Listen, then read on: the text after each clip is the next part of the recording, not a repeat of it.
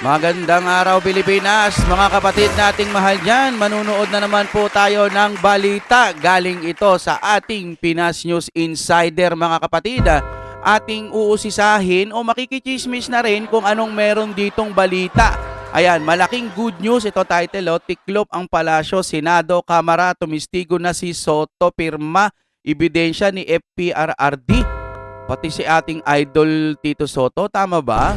Oy, gusto nating malaman yan. Kung trip nyo manood na may kasamang reaction video, sabay-sabay ho nating, excuse me po, panoorin ito syempre sa ngalan na rin ng ating Fiber ni Juan. Kung gusto nyo ng mabilis na internet, tumawag na po kayo dyan dahil 50 Mbps ay napakamura na. Diyan po ang contact number mga kapatid. Baka available na po sa inyong lugar. 999. Okay, here we go! Ay, ito pala yung play ko, sorry. Ito ang balita ngayon, trending at pinag-uusapan ngayon sa mundo ng social media. Ang di umano'y balitang dating Senator at Senate President na si Tito Soto binasag ng katahimikan at matapang na nagsalita sa publiko at tahasang sinampal ng katotohanan at napahiyas sa mata ng publiko. Oy, teka. Kaalyado to ng ating PBBM. Okay? Kung hindi nyo natatandaan dati, nag-vlog din ho tayo ng TBJ. Pinagtanggol ho natin ito nung inaagaw yung Itbulaga. Ngayon, tingnan natin. Pati ba ang ating Tito Soto, medyo kumukontra na?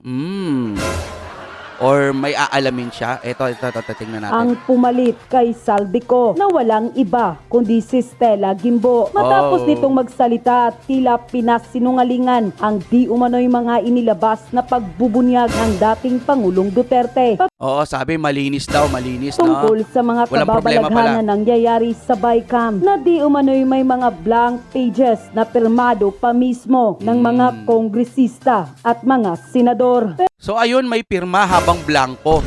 Kahapon po, parang nagsalita ho tayo, baka naman yung nakarating kay FPRRD, walang mga pirma. Yan ho ang sinabi natin dyan. Pero nakikita ho natin at sinasabi dito sa video, may pirma. Ibig sabihin tapos na, tapos may blanco pa. Ganun no, ang napapanood natin ngayon. Pero bago ang lahat, kung bago ka pa lamang sa aming channel, please huwag kalimutang mag-like, subscribe at i-click ang notification bell para mas updated ka palalo sa lahat pa ng bagong video na i-upload namin. At eto na nga mga kababayan, sadyang totoo talaga ang kasabihan na walang lihim ang hindi mabubunyag at sadyang nagkalabasan na talaga ng buong katotohanan. Matapos ang tila pananahimik ng dating senador at Senate President and now running for senator sa 2025 election na walang iba kundi si Tito Soto. Tila binasag na ang katahimikan at matapang na nagsalita sa publiko at tila sinampal ng katotohanan ang di umano'y mga kabulastugan na nangyayari sa BICAM na siyang isiniwalat ng dating Pangulong Duterte patungkol sa mga blank pages na di umano'y pilit pinagtakpan ng Senado, Kongreso at Palasyo. At lalong-lalo na di umano ang Marikina representative na si Stella Gimbo. Ayon pa sa inilabas na balita online ng Abante, Tito Soto, inupakan si Gimbo kaugnay sa BICAM report ng 2025 national budget. Ay, ito mga kapatid. Sa Abante News daw po ito ng January 27, mga kaibigan. OMG! Yan mga kapatid. Siyempre, tinignan din natin. Galing ito sa Abante. Ayan, ito mga kaibigan. Ang title ho kasi nito, Tito Soto dinikdik si Kong Stella Gimbo sa BICAM report ng 2025 national budget.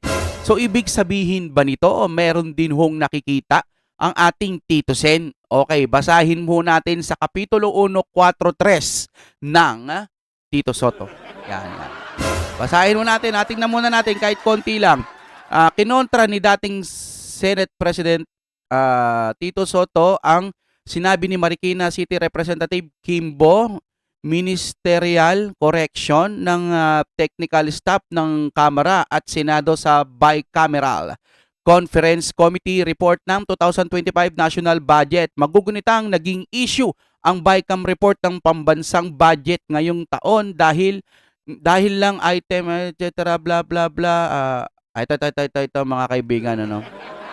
At the point of signing by the BICAM members ay lahat naman po ng appropriations or amount have already been decided upon. Wika ni Kimbos, wala daw problema ito, no? Ibig sabihin lahat ng naging correction ng ating technical staff, lahat po yan ay ministerial na lamang, etc. O kininanan mo na mahaba to, mga kapatid. Gawin na lang natin itong report na to, ilalagay ko na lang sa description at sundan nyo na lang doon, mga kaibigan, dahil panonoorin pa natin itong news na ito. Syempre, tatanggalin na natin. Paano ba yan? Para malaman ho talaga natin, nilabas to eh. Ano, okay?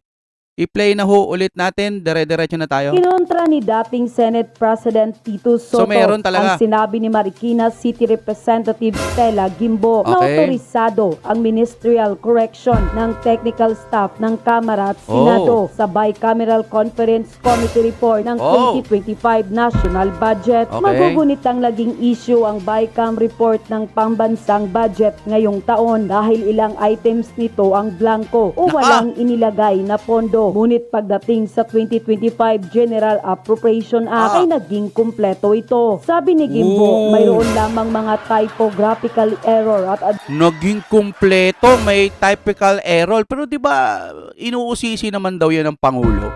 May binito nga, ulitin natin lagi yan. May binito nga di ba? Yung mga konting budget daw, etc.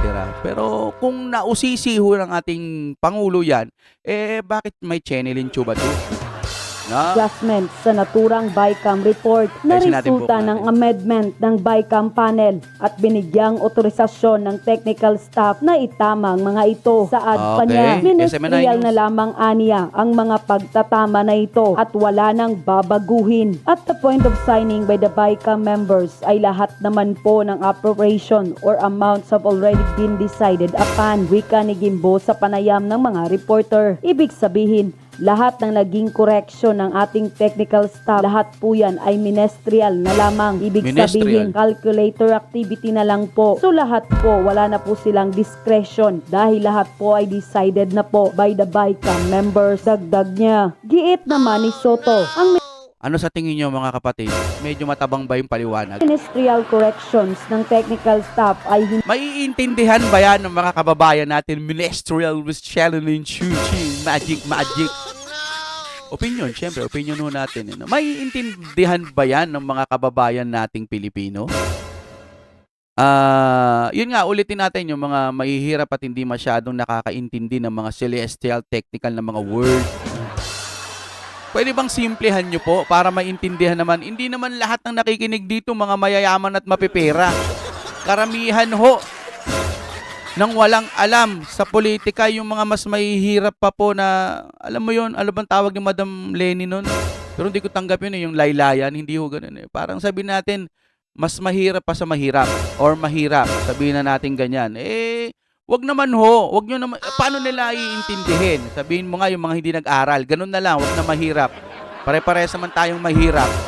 Ngayon, paano iintindihin? Ay, celestial. O, sabi ni nanay, yung iba kasi alam nyo naman di ba? Yung iba nga, pag sikat, yun na iboboto nila Pag nakita nilang may mga kaban ng bayan na nananakaw, alam ba nila? Papaliwanagan ni Madam Kimbo. Nagpaliwanag si Madam Kimbo. Maiintindihan mo yung celestial. Simplehan lang ho natin, lalo na't mamamayan ng kausap natin. Sa mga hearing, hanggat maaari ho Tagalog, hindi ko sinasabing kailangan pumabor sa akin. Kailangan pumabor sa Pilipinas. Nagpapakatotoo nga tayo Ako, sabi ko naman sa inyo, hindi ako ganoon kagaling sa English. Kagaling? Hindi talaga marunong mag-English. No? Paano pa yung mga ibang kababayan natin? Kailangan hanggat maaari, total Pilipinas naman ang kausap at nanunood nito. Hanggat maaari, Tagalog na lang. Kailangan presentable, hindi. Hanggat maaari, mga kapatid, Tagalog tayo. Para mas maintindihan ng mga kababayan natin kung ano ang problema dito sa Pilipinas. Yun lamang po, hindi sa excuses dahil inaamin ko naman. Di ba? Okay, diretso ho tayo. Di kailanman pinahihintulutan sa anumang panukalang batas. Dagdag niya, ilang mga mambabatas ay kailangang sumailalim sa Parliamentary Rules at Procedures Workshop. Some of legislators need to undergo Parliamentary Rules and Procedures Workshop. Ministerial corrections by technical staff are never Putik niya, nang hirap intindihin to. Sen, Tito Sen, naming mahal. allowed in any bill, much more allow. You bring it back to plenary. Ani Soto sa kanyang post nitong January 27. Unquote. Oh. Meron po tayong nababalitaan na nagkakagulo na po sa loob. Dahil napakalaking skandalo talaga nitong blank space na pinasabog nila PRRD. Buti na lang kanyo nabuking. Kung hindi na-booking, kung lang kung totoo yung BICAM report na issue na yan, o kung ano pa man yan, kung totoo, malaking iskandalo. Gaya nga ho ng sinasabi ng ating Coach Oli. So, napakalaki. Nagkakaroon sila ng problema. Sa katunayan, ay puro na sila palusot. Pero the more silang nagsasalita, the more silang lumulubog sa kumunoy. Oo. Tapos na sila dito. Lalo na't balo-baloktot ho yung magiging paliwanag. Nako. Meron talagang managot dapat dito. Kasi kung hindi merong mananagot at puro lang sila excuses at pagtatanggol sa bawat isa, sila ay nagmimistulang sindikato at hindi politiko.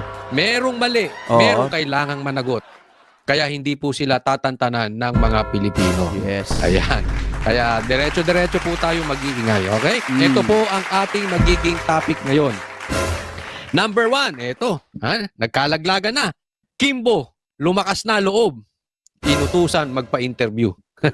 Tumapang ka, Kimbo, ha? Nung una, hindi pwede kasi nagmamadali kayo naman. No? Anong meron? Bigla kang tumapang. Pangalawa, BBM, napatunayang protektor ng fill in the blanks.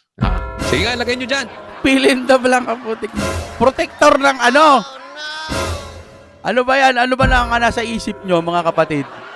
PBBM na patunayang, pa-comment na lang din po, kapatid, para malaman ko kung ano. Marcos, BBM, protector ng... lagay nyo sa comment section. Oh. Mabilog, binilog ang utak ni BBM. Ang Oy. dali-uto ni BBM talaga, no? Napaka-gullible ni BBM, uto-uto. Yung etong si Kimbo, biglang lumakas ang loob, may nilaglag. Nilaglag niya si BBM. Inamin ni House Appropriations Committee Acting Chairperson Stella Kimbo na may mga blanco sa BICAM report. Ha? May inaming mga blanco. Okay, diretso po tayo. Ng 2025 national budget pero wala na sa enrolled bill na nilagdaan ng Pangulo. Giit pa niya, kahit may mga blanco ang report, ay tukoy na ang pondo sa lahat ng item sa budget bago pinirmahan ng mga BICAM member. OMG! Bago pinirmahan. Nakatutok si Jonathan Andal. Naku, 24 oras to. Baka mag-copyright to. Itik niya. Lakas ni Coach Oli dito. Totoong may mga blanco sa BICAM report ng 2020. Iyon ang problema. Ayun na! Maraming salamat. 24 oras. Palakpakan po natin ang ating 24 oras. Okay, ngayon, paano naman to ipapaliwanag ng mga... Kasi, ano lang naman yan, nag-news sila eh. Kung anong sasabihin ng magpapaliwanag, ihahayag naman nila. Ito importante sa atin. Inamin na. Okay? Kasi, walang umaamin. Lahat sila dinideny. Yung mga nakakita, binuking lang, meron talagang blanco.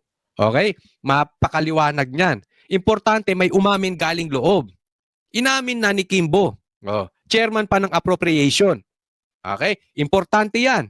Bagamat meron siyang palusot, doon magkakaroon ng posibleng maging butas.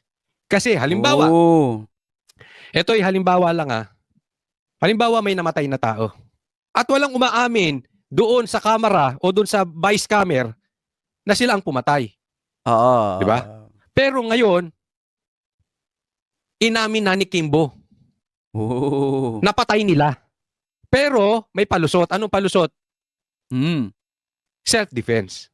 Yan. Diyan na ngayon, maglalabanan ng ebidensya. Kasi dapat nilang patunayan na ito'y self-defense. Halimbawa lang yan Pero at least inamin na may patay at sila ang pumatay. Parang ganon. Ito, inamin na may blanco. Yon. Points po yan sa atin. Ibig sabihin, nilaglag niya dito si Marcos. Ay! Nilaglag ni Kimbo si Marcos. Bakit kanyo? Mamaya itutuloy natin. 5 national budget na ipinasa ng Kongreso. Ayon yan mismo kay Marikina Representative Stella Kimbo. Yan. Importante, gusto ko malabas ang picture bago ko i-explain. Okay, Kailangan siya okay. madiin dito eh. Bakit? Inamin niya na may blank space. Anong sabi ni Marcos? Walang blanco. Sinungaling si PRRD. Oo, okay, Diba? okay. Oo. Yun ang ano eh. Yun ang unang pinaglalaban nila. Sinungaling ka PRRD, sabi ni BBM. Ang lakas ng loob ni BBM magsalita ng sinungaling siya. Samantalang ilang beses siyang pinagbintangang bangag ni hindi niya nasabing sinungaling si BBM. Ay, oo Ay nga, si no? PRRD. Oo Yun ang nga, no? nakakapagtaka, di ba? Hindi kayang sabihin, oy PRRD, sinungaling ka, hindi ako bangag. Oo nga, no? Hindi kaya ni BBM sabihin yun. Oo. Ngayon, may palusot lang. Pero at least nilaglag niya na dito si BBM. Kasi sabi ni BBM, sinungaling ka. Kahit nga itong si ES eh. Ah. Okay.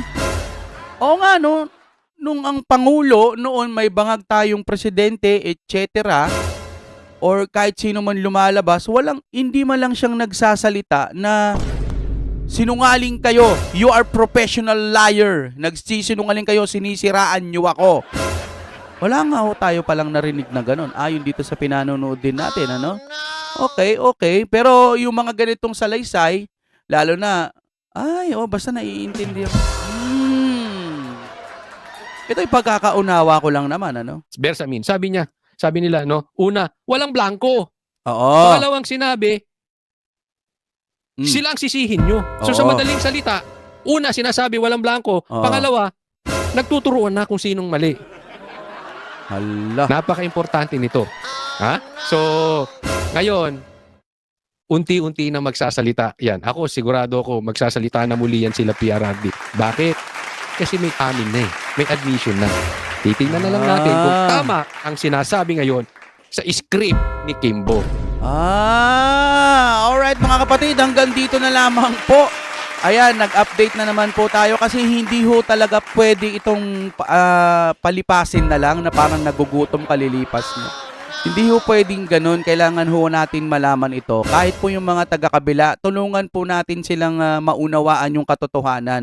Salamat at pinagtatanggol nila yung kabila para malaman din naman natin kung talagang may katotohanan o wala yung mga nangyayari. Pero kapag nakikita natin na lumalamang na yung katotohanan at may mga ebidensya na, tapos mga sitwasyon na talagang magpapatunay na, nagkakatugma-tugma na, kahit sabihin mong hindi ka naniniwala pero nararamdaman mo na, tulungan nyo kaming mailabas ang katotohanan dahil kahit man kayo ang manalo o palipasin ito at manalo yung mga taga-kabila, talo pa rin tayo kung totoo. Kung totoong may nangyayaring magikan diyan po sa mga nakaupo.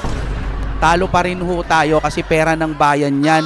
Kawawa pa rin yung mga mahihirap natin. Kapag nakakakita ka ng mga said na said, tignan mo na lamang sila. Hindi naman natin sinasabing isisi agad sa gobyerno. Tignan mo lang yung mga said na said, halos walang makain. Manood ka ng mga pugong biyahero. Sino mga nanonood dyan? Mga kapatid, taas kamay at mag-comment po. Salamat. Yung mga charity vlog, tignan nyo na lang yung mga yan. Ulitin ko, hindi natin sa sinisisi sa gobyerno, yung mga mahihirap. Pero tignan mo yung mga taong mga naghihikahos lalo. No? Yung mga mas lalong lubog.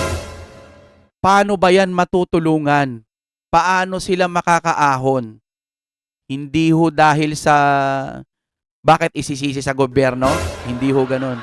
Kailangan mapaganda natin ang ekonomiya, mapalaki ang sahod, at kung ano-ano pang pwedeng pag-angat. Hindi lang po puro bangayan sa Senado, sa Kongreso, aapihin na naman ng mga Duterte, mga ganun. Maawa po kayo sa mga, ewan ko ba, kahit salita tayo ng salita dito, ang makakaunawa lamang yung may mga tamang pag-iisip, mga nakaranas ng hirap. Yung iba kasi, pagka medyo nakakaangat na, wala na sa kanila eh. Kahit bawasan mo yan ng mga tax, Bawasan mo yan ng wala na sa kanila, hindi na nila mararamdaman yan kasi mayayaman sila. Kaya todo suporta yung iba kay PBBM. Naalala nyo pa ba yung kay PBBM? Yung sabi, may bibigyan daw yung mga elders ho natin. Sino po mga elders natin dyan na dati? Lola ko, umasa noon eh. Mabibigyan daw sila ng mga milyon. No? Pupunta sila sa Luneta at magtitipon-tipon sila. Lahat naka-red. Tapos nakalagay Marcos, etc. Mga ganyan. Pero may pirma, may ID. Ilang beses hong nangyari yan pero wala naman talaga. No?